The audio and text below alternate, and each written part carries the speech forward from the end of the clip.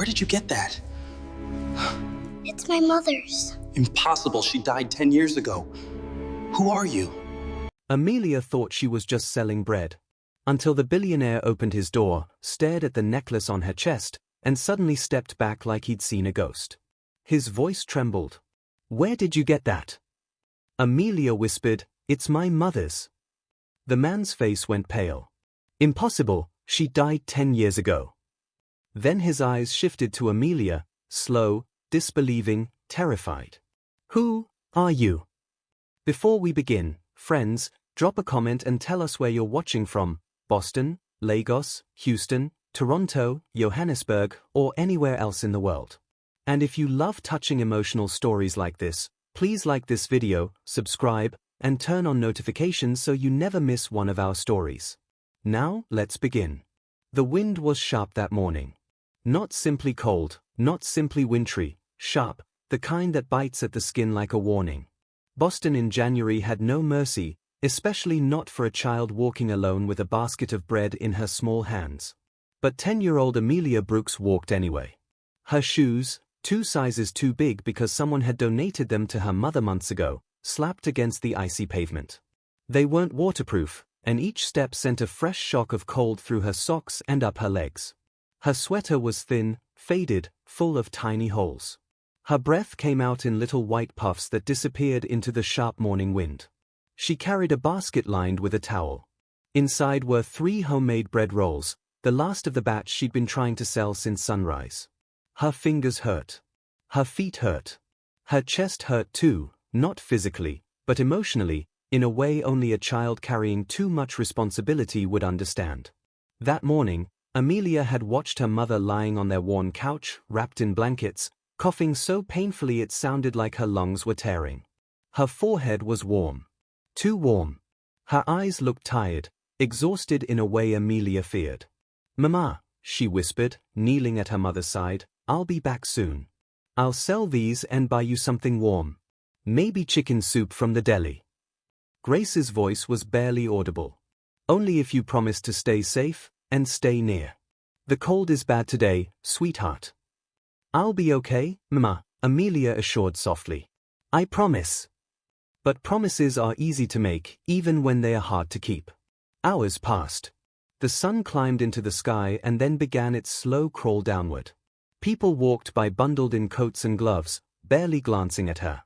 Rich folks stepped out of black SUVs. Students hurried to classes. Tourists looked around distractedly. Some said sorry. Some said no thank you. Some didn't speak at all. And so Amelia kept walking. She needed money. Not for candy or toys. For soup. For her mother. For survival.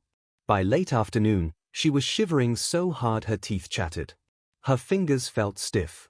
Her knuckles were red and raw from the cold. She rubbed her hands together, breathed into them, and kept going. But it wasn't enough. She still had 3 rolls left. 3 rolls standing between her and her mother's next meal. When she turned onto Beacon Street, her breath caught.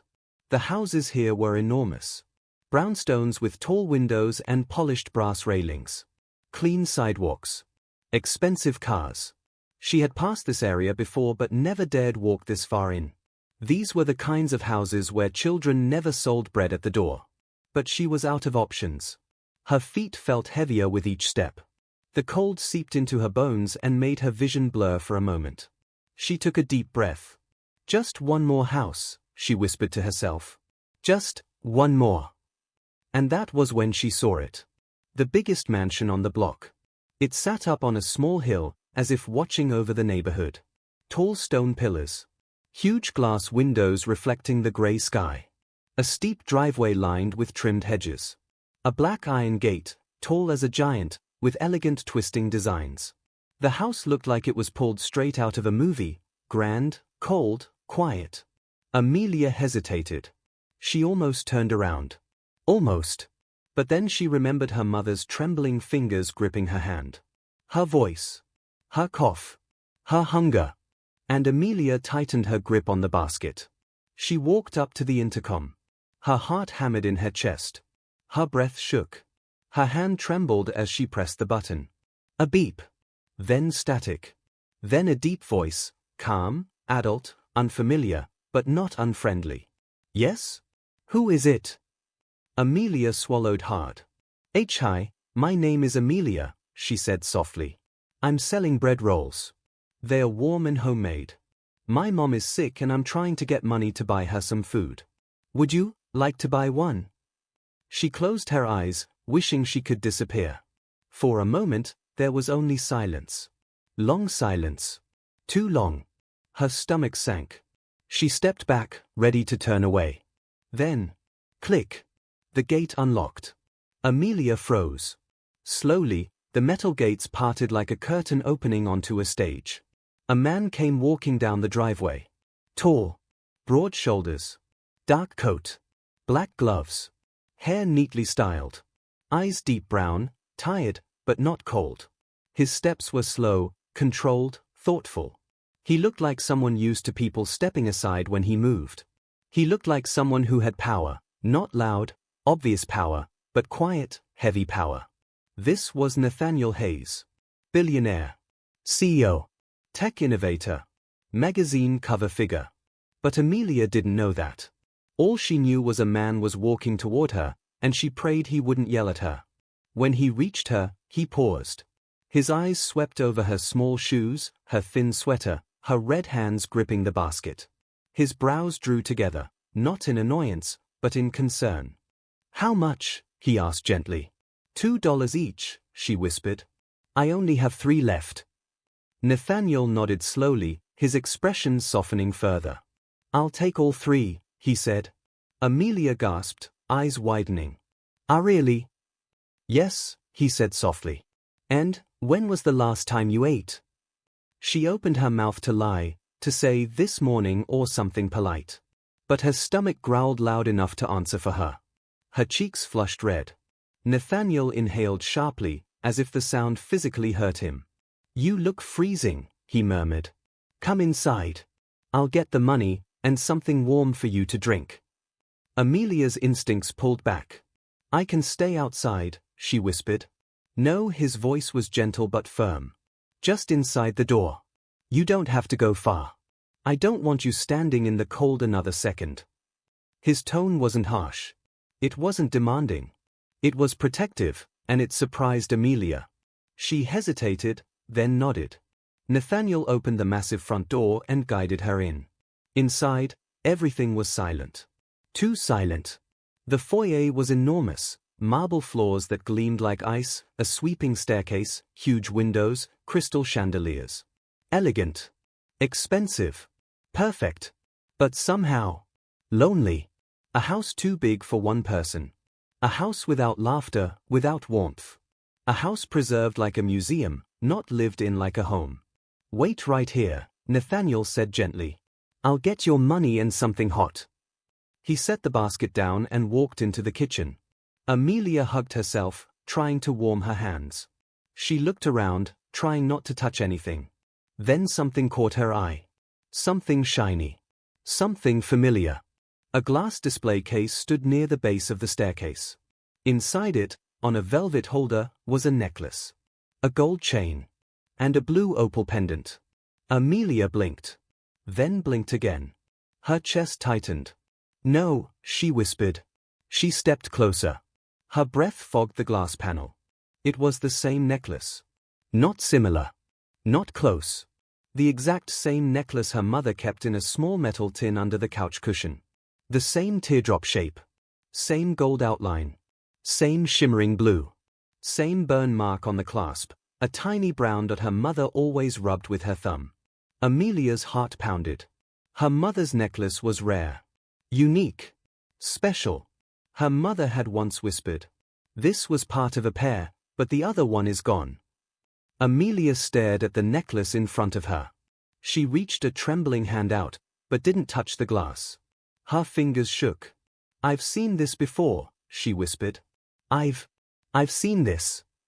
She didn't know how long she stood there, seconds or minutes. Footsteps approached behind her. She turned. Nathaniel carried a mug of cocoa, steam rising into the air. But when his eyes followed her gaze, he froze. Every muscle in his body stiffened. His eyes widened. His face drained of color. The mug tilted in his hands, almost slipped, but he caught it just in time. He walked forward slowly. Too slowly. Like a man approaching something dangerous. "What are you looking at?" he asked softly. Amelia lifted her hand. That necklace," she whispered. "It looks just like my mother's." Nathaniel's eyes snapped to hers. His breath stopped. "What did you say?" Amelia swallowed hard. "My mom has one, exactly like that. Same everything. Even that little burn mark right there." Nathaniel's voice came out quiet. "Broken. Fragile. Why do you have my wife's necklace?" Amelia stepped back. Her heart pounded. Your wife?" Nathaniel nodded, barely. "That necklace," he whispered, "was one of only two made. A matching pair. One for me." His hand trembled as he touched the glass. "And one for my wife." Amelia's chest tightened. Useless words caught in her throat. "Maybe it's just one that looks the same." "No," he said sharply, shaking his head. "There isn't another one. There can't be." He turned toward her fully now. His eyes were changing, moving from confusion to recognition to fear. "What's your mother's name?" he asked, voice trembling. Amelia hesitated. Her instinct said this moment was huge. Life-changing. Dangerous. But she spoke anyway. "Grace," she whispered. "Grace Brooks." Nathaniel's jaw dropped. His knees buckled slightly. A broken, strangled sound escaped his lips. "Grace," he whispered, almost breathless. "Grace is alive." Amelia stared. Confused. Scared. Unsure. You know my mom?" Nathaniel's hands shook. He touched the glass case again, this time with a reverence Amelia didn't understand. "She didn't just belong to me," he whispered. "Grace was my wife." Amelia felt dizzy. "My mom was your wife?" Nathaniel nodded slowly, painfully. "Yes." How, she whispered, trembling. "My mom never said." Nathaniel covered his mouth with his hand, tears filling his eyes. "They told me she died," he choked. 10 years ago. In an accident. I never saw a body. I never got closure. They told me she was gone forever." Amelia's world spun. Everything she knew, everything she believed, cracked. Nathaniel looked at her intensely. "How old are you?" he whispered. 10. I turned 10 in August, she managed.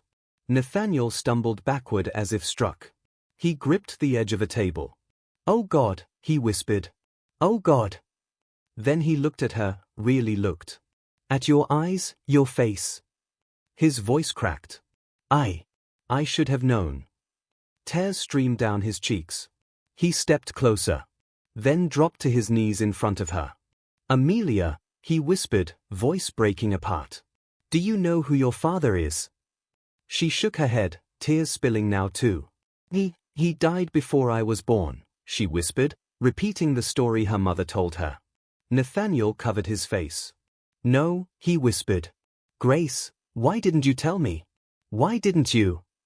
He dropped his hands and looked straight into Amelia's eyes. "Amelia," he whispered. "I think I'm your father." Her breath caught. She stumbled backward. No, that's not. You can't be, Mama, never." "I didn't know," Nathaniel whispered hoarsely. "If I had known she was pregnant, I would have never ever let her disappear." His shoulders shook. He looked shattered. Completely shattered. Amelia's heart pounded so loudly she could hear it echo in the grand foyer. She wanted to run. She wanted to cry. She wanted her mom. Nathaniel reached for the velvet display again. "This necklace," he whispered. "It was our symbol. Our bond. Our promise. If she still has the matching one, then—" His eyes filled with pain and hope and disbelief all at once. "I know it's her. It has to be her." Amelia stared at him, her vision blurring. Nathaniel whispered again. "Grace is alive." The room fell silent. Utterly silent. The only sound was the slow ticking of a distant clock, as everything Amelia ever thought she knew, shattered and reformed right before her eyes. The silence in the mansion felt heavier than any snowstorm outside. Amelia stood frozen in place, her small hands clenched tightly by her sides, her thin sweater soaked from melted snow. The heat inside warmed her skin, but not her fear. Not her confusion. Not the wild racing of her heart. Nathaniel Hayes stood in front of the glass display, his body trembling as if struck by lightning, eyes glued to the necklace he believed belonged to a woman he lost a decade ago. A woman he believed was dead. A woman Amelia called Mom. The air vibrated with something too big for the room. Too shocking. Too impossible. Yet completely real. Nathaniel turned toward Amelia slowly, as if afraid any sudden movement would shatter the entire fragile truth hanging in the air. His voice was barely a whisper. "Grace is alive." Amelia didn't know what to say. Nothing made sense. Everything made sense. Her mother's necklace. This stranger's necklace. Their matching tears. Their trembling voices. Her throat tightened. I don't know what you mean," she whispered. "Mom, she's sick. She's at home. And she—" Nathaniel took a step toward her. Amelia instinctively stepped back. He froze. He saw the fear in her eyes. The uncertainty. The confusion. And something inside him broke. "I'm sorry," he said immediately, raising his hands gently. "I'm so sorry. I didn't mean to scare you. I didn't mean to." His voice cracked. "I've been looking for your mother for 10 years. Amelia's heart stopped in her chest. 10 years. She was 10. Her lips parted slowly, without sound. Nathaniel noticed. Pain flickered across his face. He swallowed hard and lowered his voice to a soft, trembling whisper. "Can I sit? And maybe you sit too? I don't want to frighten you. I need to understand. I need you to help me understand." Amelia hesitated. Her instinct told her to run. Her fear told her to hide. Her mind told her she didn't know this man at all. But something else, something deeper, whispered that this wasn't danger. This was truth. So she nodded. Nathaniel moved toward a long sofa near the window. He sat slowly, elbows on his knees, hands shaking. Amelia remained standing for a moment, unsure. He noticed and gently patted the far end of the sofa. "You don't have to come close," he said quietly. "Just sit where you're comfortable." She walked slowly, carefully, and sat at the very end of the sofa, as far from him as possible. Nathaniel gave a small, understanding nod. "Thank you," he whispered. The quiet filled the room again. Then Nathaniel took a shaky breath. And began. "I met your mother when she was 21. He said softly, staring at the floor. "I was 24. My company had just started taking off. I was young, stubborn, always working." He laughed bitterly. "And then Grace came in as an assistant in the marketing department. I didn't notice her at first. Not the way I should have. I was too wrapped up in meetings." He smiled sadly. "But she noticed me." Amelia blinked. She tried to picture her mother working in an office building, wearing nice clothes, smiling at people. But her memories were filled with her mother coughing, tired, stretched thin by life. Nathaniel continued. "One day, I spilled coffee everywhere during a meeting. It splashed all over my shirt, down my tie, a disaster. And this girl, your mother, rushed in with tissues, apologizing like it was her fault." He chuckled softly through a tear. I couldn't stop staring at her eyes. They were warm, bright, like they held sunlight. Amelia felt something in her chest tighten. "She was kind," Nathaniel whispered. "So kind." And I fell for her slowly, carefully. Then suddenly, I asked her out. She said no. Amelia's eyes widened. "No?" she asked quietly. Nathaniel nodded, a soft smile tugging at his lips. "She said she didn't want people thinking she was dating her boss to get ahead. She worried what others would say. She had principles. Morals. She didn't care about money. She never asked for anything from me." His smile faded. "And that's why I loved her." Amelia bit her lip, listening. But eventually, she agreed to go on one date. Just one. He laughed breathlessly. We spent 5 hours talking in a tiny diner. After that, we were inseparable. Amelia's fingers curled into her palms. Were you married? She whispered.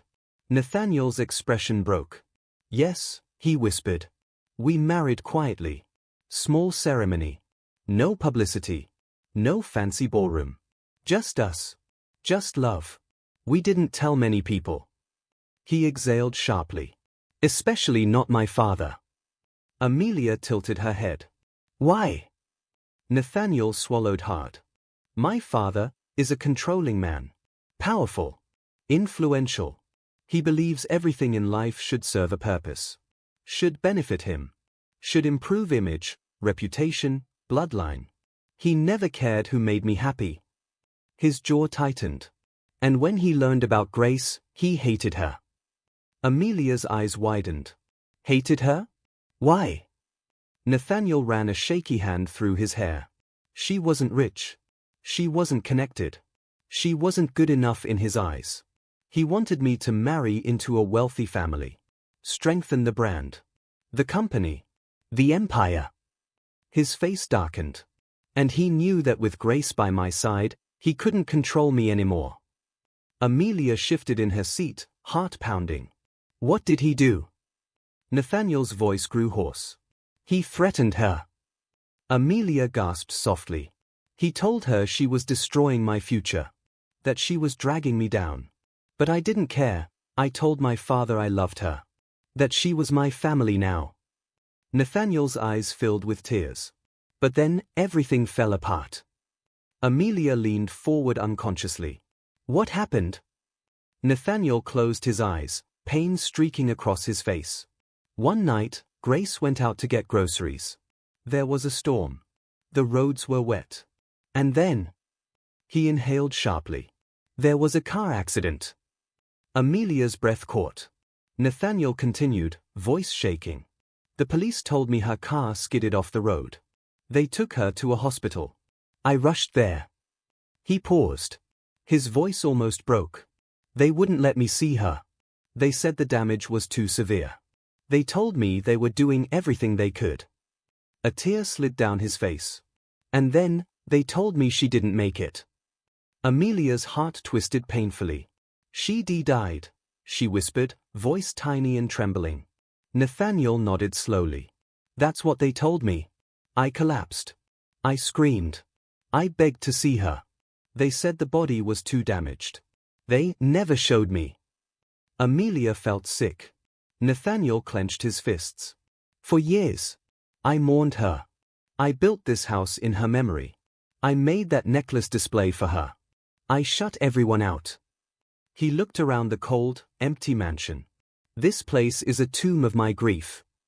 Amelia swallowed hard, tears building. But, she whispered, voice tiny. My mom, she's alive. Nathaniel wiped his tears. She never called. Never wrote. Never came home. I searched for her, but the police insisted she'd died. The hospital confirmed it. Everyone agreed. His voice dropped. So imagine my shock when a little girl shows up at my gate, wearing her eyes, holding her necklace. Amelia hugged herself tightly. My mom said the necklace was from someone important, she whispered.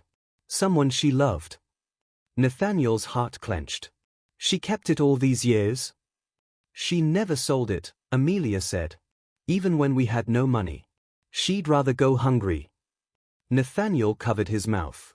A broken sob escaped. Oh God! Amelia wiped her cheek. But, if she didn't die, then what happened?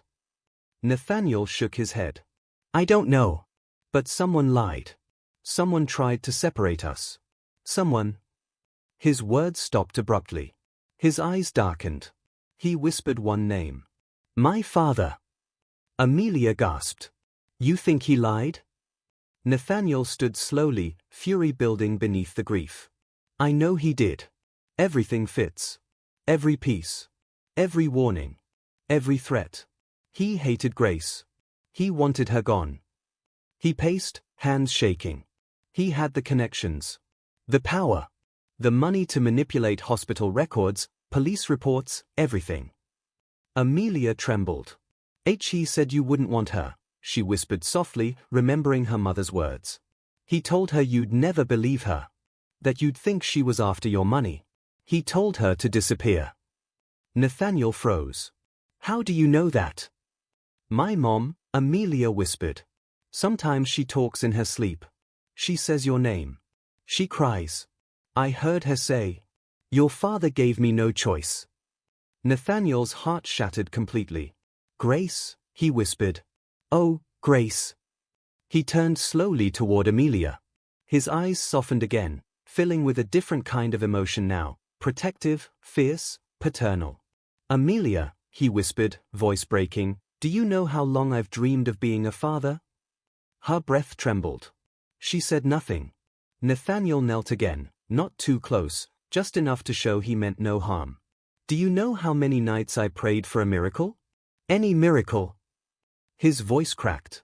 And now you stand here. Because of Grace. Because she stayed alive. Because she kept going. Because she protected you. He closed his eyes and whispered. She protected our child. Amelia's chest tightened painfully. I don't know what to believe, she whispered. I'm scared. Nathaniel nodded gently. I know, he whispered. But you don't have to be scared of me. He slowly reached for a tissue on the coffee table and held it out, not touching her, not forcing, just offering. She hesitated, then took it. Nathaniel smiled softly through tears. Thank you, he whispered. Amelia wiped her nose. Silence settled again, thick, emotional, full. Nathaniel finally spoke. Can you tell me something? He asked. She nodded slowly. How long has your mother been sick? A while, Amelia whispered. Weeks. Maybe more. She doesn't eat much. Sometimes she can't get up. She coughs a lot. Nathaniel's eyes widened in panic. She needs a hospital, he said instantly. Amelia shook her head. We don't have money. Nathaniel stood abruptly, as if struck by lightning. You do now, he whispered fiercely. You do now. You will never go without again. I swear it. Amelia flinched at the intensity, but she didn't feel afraid. It sounded like a promise a father would make. Nathaniel took a deep breath. Amelia, I need to see your mother. Her eyes widened. What? Please. His voice cracked. I need to see her with my own eyes. I need to know she's truly alive. I need to know if she's still mine. Amelia's heart raced. I don't know if she can talk, she whispered. She's really sick. I don't care, he said softly. I just need to be there. To help. To finally make things right. Amelia swallowed. She looked into his eyes. She saw truth. She saw desperation. She saw fear.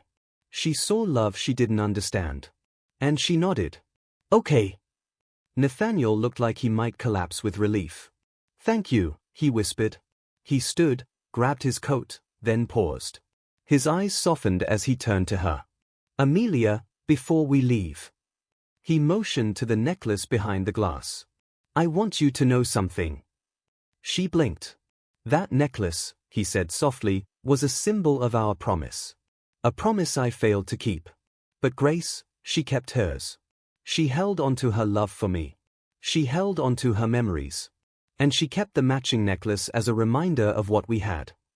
He paused, fighting tears. And now, because of her, you're here. Amelia felt warmth spread through her chest. Fear didn't vanish. But something else settled beside it, hope. Nathaniel stepped toward the door. Let's go get your mother, he whispered. Amelia's eyes widened. She whispered softly. Is this real? Nathaniel opened the door, snowflakes drifting inside. Yes, he said, voice steady. It's real. And this time, I'm not losing her. He held the door open for her. Come, he urged. We don't have a second to waste. Amelia stepped forward. The wind met her again, cold, sharp, familiar. But something was different now. For the first time in her life. She wasn't walking alone. The wind outside struck Amelia's face like icy fingertips, but she hardly felt it. Nathaniel walked beside her, long strides slowed intentionally to match her shorter steps. His coat swayed behind him as the two made their way to his car, a sleek black SUV parked beside the mansion. He unlocked the door and carefully opened the passenger side for her. "You sit here," he said gently. Amelia hesitated, looking between the warm leather seats and the snow still falling around them. "I've never been inside one of these," she whispered. Nathaniel's heart tightened. "You will get used to comfort," he said, voice soft. "You deserve it." She slid inside quietly. Nathaniel closed the door and walked around to the driver's side. He got in, started the engine, and turned the heater on full blast. "Tell me where she is," he said. Amelia nodded. "Back Bay, in the old townhouse on Carlton Street." Nathaniel's fingers tightened around the steering wheel. "I know that area." His voice darkened. "Far from safe. Far from comfortable." "She works hard," Amelia said, eyes lowering. "She did the best she could." Nathaniel's chest sank. "I know," he whispered. "I know she did." He drove. The snow picked up, swirling in little white storms across the city. Amelia watched out the window as the wealthy Beacon Hill homes faded into the humbler streets of Back Bay, old buildings, peeling paint, flickering street lamps. Nathaniel's expression grew heavier the farther they drove. "This is where she lived all these years, while I sat in a mansion," he whispered to himself. Amelia turned slowly toward him. "She said people hurt her before," she murmured. "She said trust was dangerous." Nathaniel swallowed the grief rising in his throat. "She wasn't wrong," he whispered. His father's shadow hovered over every thought, every fear, every moment he had lost. Nathaniel parked in front of the faded brownstone. He got out quickly, came to Amelia's door, and opened it for her, something no adult had ever done for her before. "Stay close," he said. She nodded. Together, they walked up the creaky steps. Amelia unlocked the door. The moment it opened, cold air rushed out. "Mama?" she called softly. The living room was dim. The couch was pulled up close to the tiny heater. Blankets were piled on top of it. And beneath them, Grace lay curled, trembling, eyes half open, cheeks pale. Nathaniel froze in the doorway. Every breath in his chest vanished. He stepped forward as if in a trance. "Grace," he whispered. Her eyes fluttered. At first, she didn't seem to recognize him. Then, her breath caught. Her lips parted in shock. She tried to sit up. Failed. Her whisper was small, hoarse, fragile. "Nathaniel." The sound of his name from her cracked voice broke something inside him completely. He rushed to her side, dropping to his knees beside the couch. "Grace, Grace, oh God." He gently touched her cheek. "You're alive. You're alive." Tears streamed down her face. I didn't want you to see me like this." Nathaniel shook his head violently. "I don't care how you look. I don't care about anything except the fact that you're breathing." She coughed painfully. Amelia rushed to her side. "Mama." Grace touched her daughter's cheek weakly. "I'm okay, baby. I'm okay." "No," Nathaniel whispered sharply. "You're not okay. We're going to the hospital. Now." Grace looked at him, fear flickering in her eyes. "No. I can't afford." "You think I care about money?" he cut in, voice trembling. 10 years, Grace. 10 years thinking you were dead. 10 years of pain. 10 years of empty nights. I'm not losing you again." Grace's lips quivered. "Nathaniel, I didn't leave you. I swear. I never wanted." Nathaniel shook his head, tears falling freely. "I know," he whispered. "I finally know." He gently lifted her into his arms. Grace gasped weakly. "Nathaniel, I can walk." "No," he said firmly. "You've carried enough alone." Amelia held the door open. And for the first time in 10 years, the three of them walked out together. Grace was taken in immediately. Nathaniel paid for a private suite without hesitation. Doctors rushed, nurses prepared fours, and Grace drifted in and out of consciousness. Amelia sat anxiously in a chair beside the bed. Nathaniel stood next to her, hands clenched tightly as he watched the IV drip. Hours passed. Finally, the doctor returned. Pneumonia, he said. Severe. But you brought her just in time. Nathaniel exhaled shakily and leaned heavily on the wall. She'll need days of rest, the doctor continued, but she will recover. Amelia burst into tears. Nathaniel knelt and hugged her carefully. She's going to be okay, he whispered. I promise. It was the first promise in her life she believed instantly. Late in the night, Grace opened her eyes fully for the first time. Nathaniel sat beside her bed, head bowed, fingers threaded together in silent prayer. Amelia slept curled in a chair, blanket tucked around her. Grace studied them, the man she'd once loved, the daughter she raised alone, and tears filled her eyes. Nathaniel, she whispered. He lifted his head immediately, breath catching. Grace. I thought you'd hate me, she said weakly. Hate you? Nathaniel's voice cracked. Grace, I've been dying without you. She looked away, guilt darkening her gaze. Your father, he said you'd call me a liar. That you'd think the baby wasn't yours. That you'd never believe me. Nathaniel's jaw tightened. And you believed him? Grace closed her eyes. He showed me documents. Papers saying you'd filed for annulment. He said you wanted me gone. Nathaniel's heart shattered. That man forged everything, he whispered. Grace, I would have never left you. Never. Grace sobbed quietly. I didn't know. Nathaniel gently took her hand. You should have come to me. He threatened me, she whispered. He said if I ever came near you, he'd destroy you. Your company. Your future. Everything. Nathaniel felt cold rage surge through him. My father will pay for this, he whispered darkly. I swear it. Grace looked at Amelia. I was pregnant when I ran. I had no money. No support. I tried to find a job, but I got sick, and then. She looked broken. You deserved better, Amelia. You deserved a father. A good life. I failed you. Amelia woke at the sound of her name. Mama? Grace struggled to sit up. Nathaniel quickly adjusted the bed for her. Grace reached for her daughter's hand. I'm so sorry, baby. Amelia shook her head fiercely. You never failed me, she whispered. You're the best mom in the world. Grace sobbed harder. Nathaniel wiped his eyes too. The next day, Nathaniel arranged a fast-tracked paternity test. Grace watched nervously as the nurse swabbed Amelia's cheek. Nathaniel's hands shook as they swabbed his. Amelia held her mother's hand tightly. It's just a test, Nathaniel said softly. The truth won't change anything. Grace looked at him emotionally. You're not scared? He shook his head. I already know. Amelia whispered. Me too. Later that afternoon, a geneticist entered the room with a sealed envelope. Nathaniel's heart thudded loudly.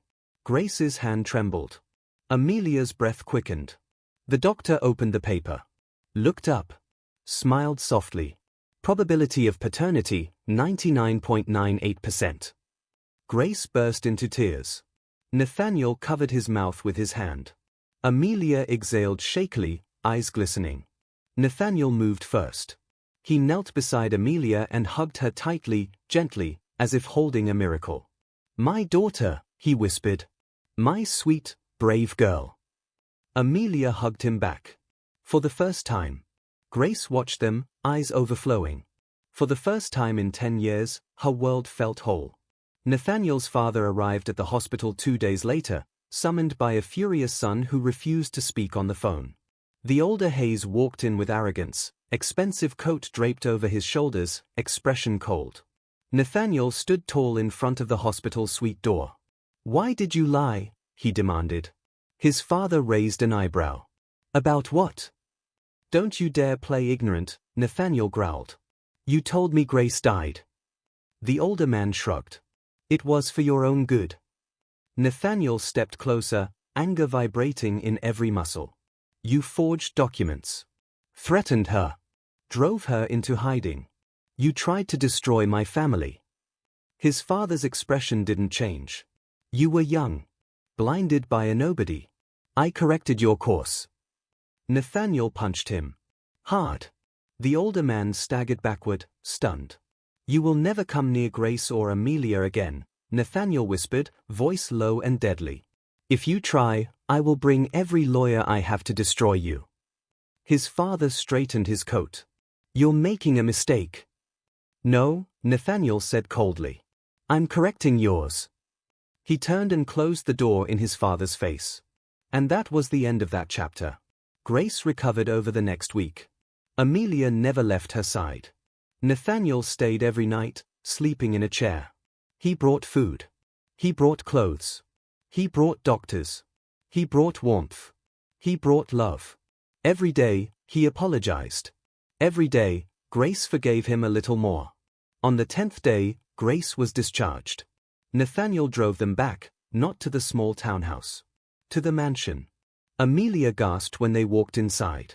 Grace's breath caught too. It's too much, she whispered. Nathaniel shook his head. No. It's home. He looked at Amelia. Then at Grace. For both of you. They settled into the living room. Grace sat on the couch, wrapped in a blanket. Nathaniel stood in front of her, heart pounding. There were no more lies. No more separations. No more shadows. Just truth. Just love. Nathaniel dropped to one knee, but not in the way one proposes. Not yet. He knelt because he needed her to see his sincerity. Grace, he whispered, voice trembling. You don't have to come back to me. You don't owe me anything. But I still love you. I never stopped. Grace wiped her tears. I never stopped either, she whispered. Nathaniel exhaled shakily. And Amelia, he said, turning to his daughter, I will spend the rest of my life making sure you never feel cold, hungry, or alone again. I will never leave either of you. Never. Amelia crawled forward and hugged him tightly. Grace joined the embrace, arms wrapping around them both. For the first time in years. They felt whole. They felt safe. They felt like a family again. Months passed. Grace's health returned fully. Amelia started a new school, one where she thrived. Nathaniel introduced them to his world, slowly, gently, with care. He proposed to Grace again, this time in the backyard garden she loved. She said yes through tears. Amelia stood beside them, holding both their hands as petals fell around them. And on a warm spring morning, in a small ceremony, just like the first time, they married again. This time with their daughter standing proudly between them. No lies. No secrets. No fear. Just love. Their story didn't erase the pain of the past. But together, they built something stronger. A home. A family. A second chance. And this time, nothing and no one could tear them apart.